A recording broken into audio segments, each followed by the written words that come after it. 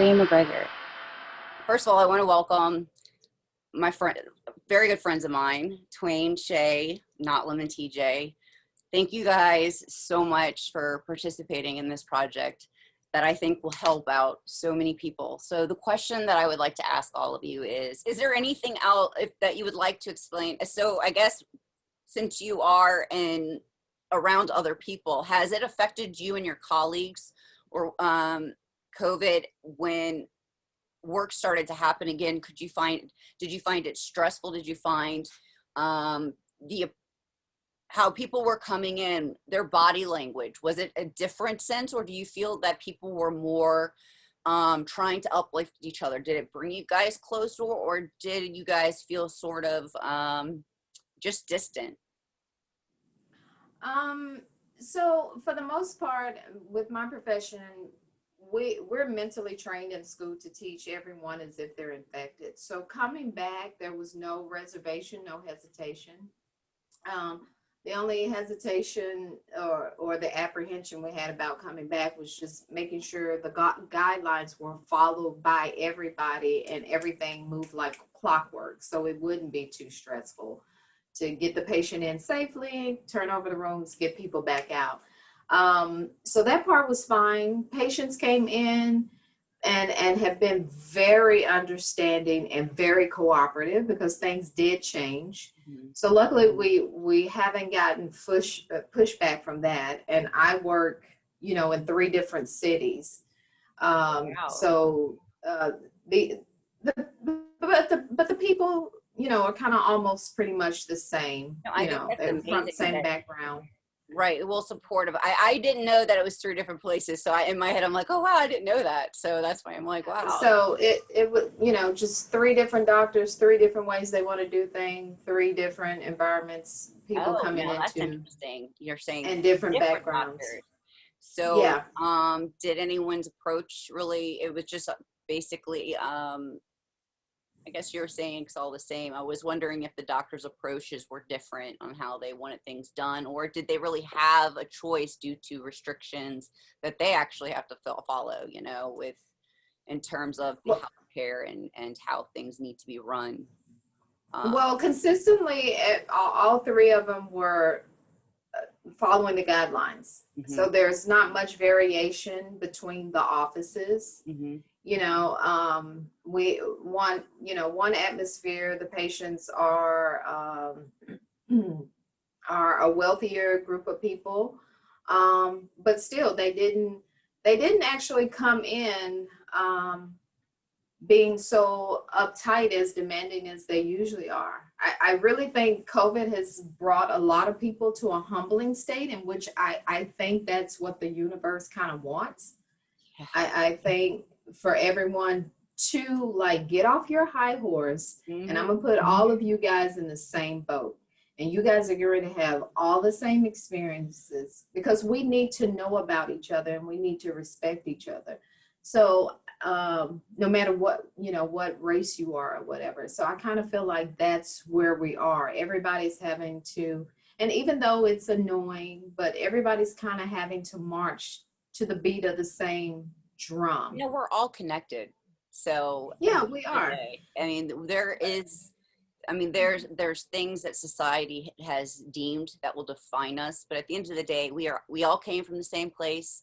We are all on this journey together, and we are all leaving this place going to the same place. So while we are here, we should be humbled and help one another and love one another and make this life a full, healthy, happy life until we depart from here. Because at the end of the day, regardless of what we have or what not, what race we are, whether those want to believe it or not, are all the same in the sense of that, where we come from. But I know that I'm not saying that in the sense of what you guys have been through, which I will let you guys go there if you would like, because I know that has affected you on top of COVID. It's not just COVID itself that has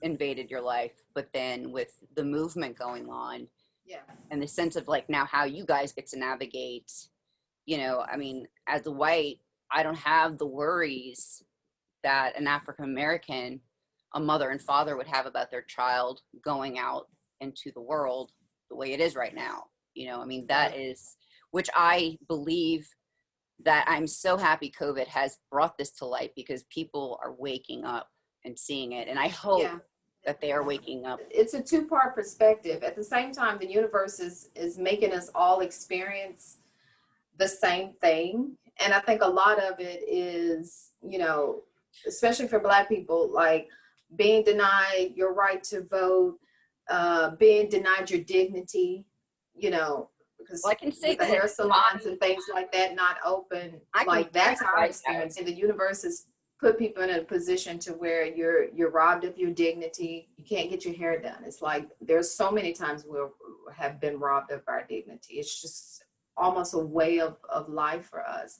So everybody's having to experience everyone else. And I think that's great, because when the gates open again, perhaps people will see we're all starting from the same place in a certain way, in a mental way at least. See what you're saying is that coming out of the gate the same way. You guys, and when I say you guys, I mean African Americans, in the sense of you have been robbed your certain rights way longer before COVID, and now COVID is robbing every single one of us. And so hopefully those of us who haven't, you know, gone through what African Americans have been put through, and those that are Latino, I mean, I know that there's different cultures, Indians, we are all now seeing things being taken away from us that we never had that happen to us before. So hopefully we can empathize with you, because when you put it that way, it's actually, it makes me sit back like, wow, like this was something, this is not new for you. Or even with education, parents are trying to scramble and they feel like their kids are not getting the best education. Like that's our children's experience, as Black people, that, you know, they're not getting what they need, or they're not getting it to the best of the ability of the state to give it to them, you know, and trying to figure out, you know, what you're going to cook for the next day, or no, we can't eat out because restaurants are closed. Like that's our reality. Like with Black families, like, no, they can't eat out every day. And hopefully you even get one meal. I mean, thank God for us, you know, having more than one hustle, working in healthcare. We've done a lot to position ourselves not to be there, but still that is the struggle of our people, you know. Something that I heard from a couple of, go on, I'm sorry. Yeah, so I'm just saying, like, but from a political perspective too, kind of like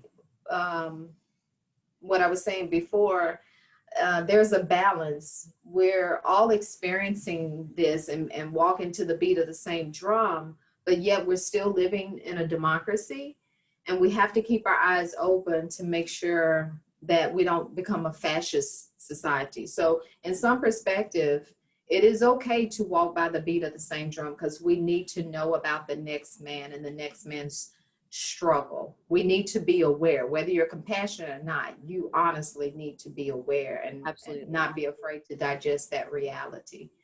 But also, you know, we have to make sure we don't find that as being all okay, you know, in which a lot of people are fighting against that. Like, no, I'm not wearing a mask, whatever. But that's stupid. That's on another level for me.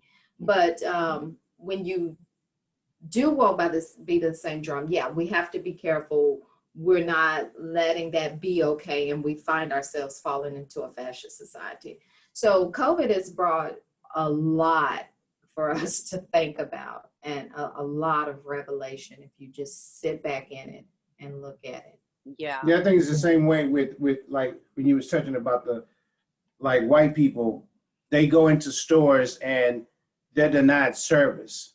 And we'll have on our mask, and if I'm in the store and I'm sitting back and I see a Karen or another little white girl acting a fool because, oh, I can't get my food, I just want food, and they're having a tantrum, think about how we used to be denied sitting in restaurants or sitting in the back, and it says colored's only in one section or no colored. And so we had to endure that, you know, and that's built up inside of us, like that residue. So when we see something like that happening, we're just looking back like, now I see you acting a damn fool because Now you you can't see how get we feel. no damn peach Yeah, cobbler yeah. or whatever. And it's Right. like, no, we've been denied this, you know, forever. We just now, you know, unless you're someone famous, then you're embraced more by white folks or you know, Caucasian or whatever. So Black people, you know, it's been difficult. And so some people will have, here's the deal about me. I'm not the person that's going to be like, talk with my family and not be afraid to say the same thing out, because I represent. And even if my family's like a little hesitant, I'm going to be the first one to say, hell no, we ain't doing that. So it's like, you know, I'm going to speak up. And that's just, I don't know, it's in me. It's just, it's born in me. I don't know, but I'm not going to dummy down unless it's going to cost us our life. Like I would tell my son, don't mouth off. If the police mess with you, it's a way you have to mouth off. I don't want him to get killed. You know, it's not worth getting killed over. So, you know, I handled the situation how it's supposed to be. But right about now, we're seeing the changes in how things are going for a lot of people who are not being used to being told no. Like I said in the beginning, a lot of my clients that I was cutting their hair, they're very defiant. When they were saying, oh, you know, they're closing down the barbershops. But most of my clients were a lot of white people that was defiant of what the governor says. So it's like, and then once before, I'm cutting officials and people that are supposed to be essential workers. And I would ask, like, police, sheriff department, how is it that you want me to come out here and cut your hair and I'm not supposed to be cutting, but it's okay? And they'll say to me, well, we are official workers, and for you, you're official to us, so it's okay. Oh, so it's okay for me to come and cut your hair, but I can't go down the street and cut John's hair who lives a block away unless they're an official. So, you know, this whole thing about how it's set up, you know, it's making white people, Chinese, Asian, everybody, all spectrums, it's making all nationalities realize like we're all the same when it comes to this COVID. No one's above and no one. And most of the people who are really feeling the effects of it are really white people, because they're like, you can't tell me no. Trump got everybody just toe up. But hopefully there's some change on November 2nd. And, you know, Yeah, I'm 3rd. looking forward. I'm looking forward Yeah, to it. so- And I'm trying to educate myself as much as I can by listening to others. And I guess this is just something that that I wonder about. I don't know if there's any validity like to what I'm saying at all. I don't know if, I guess this is a very awkward. Did we freeze? Hello? Either one of y'all can speak. Do not know what happened to. Hey. Oh, are you there? Yeah. Okay. Was I just talking for a good bit by myself? I'm sorry, the battery went down. Sorry. Okay, I'm like, did I'm like, I guess like y'all were staring just like this, and I'm like, did I get all that wrong? And you're all like this. No one's moving. So I'm like, Right? not one of your faces were moving. And I'm like, wow. Breann was like, oh, I got that so wrong. Yeah, every single face was like this. And I'm like, hello? Did I say something wrong? I'm like, okay, this is awkward. We just walked away to plug it up, but we thought there's one bar there. We thought we still had juice in the computer. Okay, well, you know, just, They added more light too. oh, okay. Okay. That's not. Yeah, that's your good side, right? You know, Um, I'm just in my mind like, oh, I got to make this right for Breann because we got to have more light on it. So. oh.